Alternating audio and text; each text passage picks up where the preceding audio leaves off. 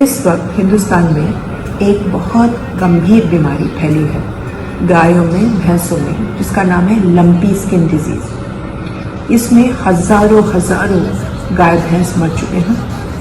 ये फोड़े बनते हैं शरीर पर, वो फोड़े फट जाते हैं, उससे खून निकलता है, उससे बुखार हो जाता है, गाय चलते चलते गिर जाती है।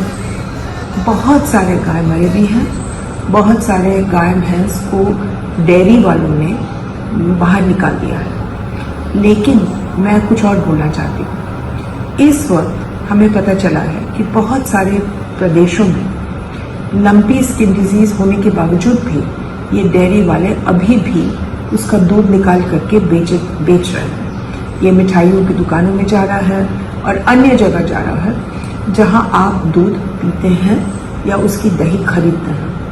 कृपया करके ये समय दूध, दही, मिठाई ये सब छोड़ दीजिए, क्योंकि अगर आपने वो दूध पिया जो एक लंपी अफेक्टेड गाय का हुआ है तो भगवान जाने आपके शरीर में क्या हो सकता है।